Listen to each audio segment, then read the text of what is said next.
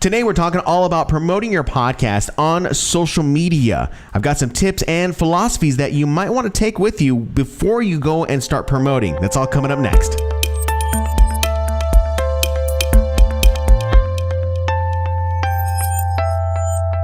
Hey there, podcaster. My name is Ashan Man, radio broadcaster, podcaster, and podcast producer. And today's video is brought to you by my 6 clever ways to monetize a podcast ebook. The link for that is down in the description of this particular video on YouTube. If you're getting serious about monetizing your podcast, this ebook I've written just for you, as it lays out the strategies and tips that I utilize to not only monetize my YouTube channel, but my podcast and my website. So go ahead and check it out when you go check out that link.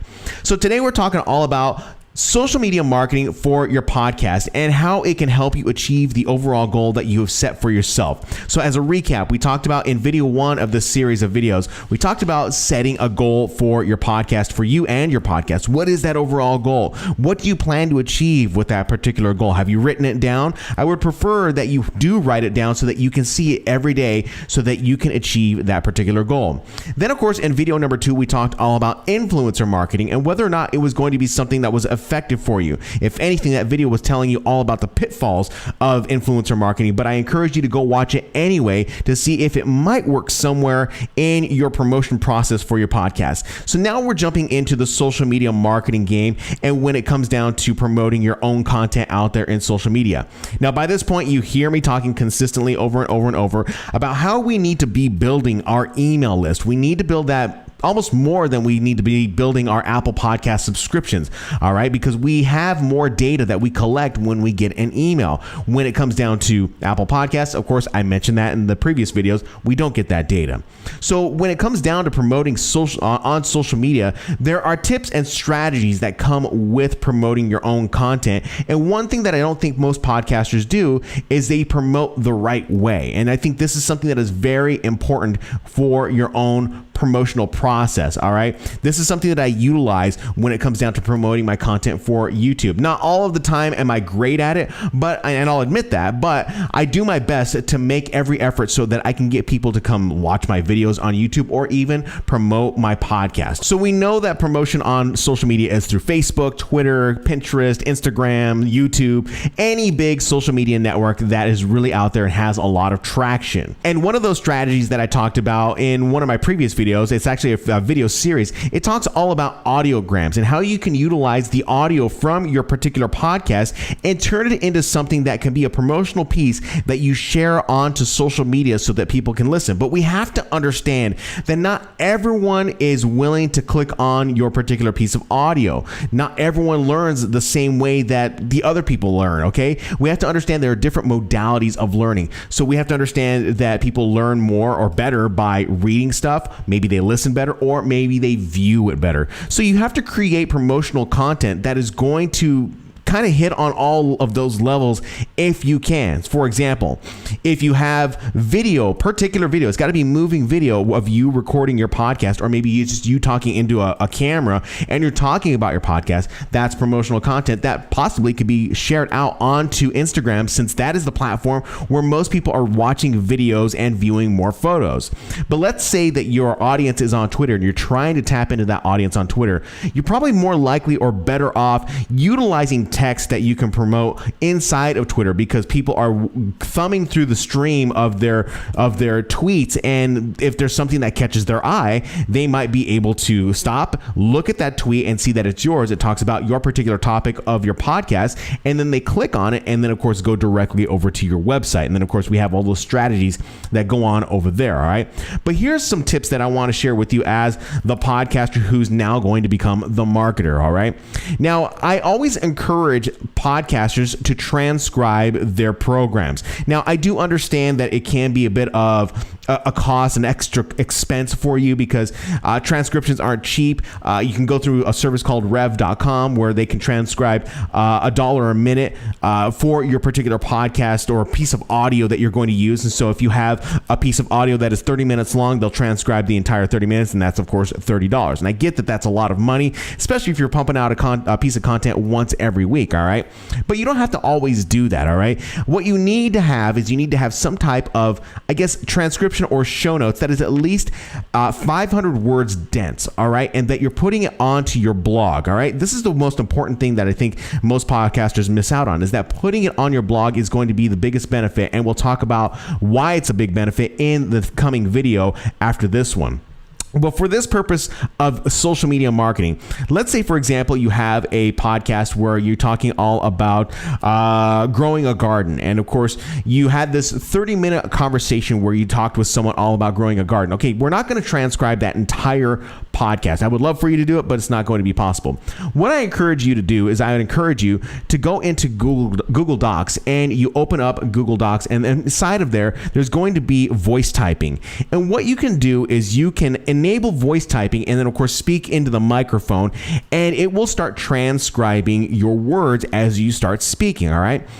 For my particular videos on these YouTube channels, the show notes or the descriptions, I utilize voice typing so that I can get through those really fast and put those on there so that Google can crawl them. But I'm not just using it for Google, I'm using it for my blogs as well.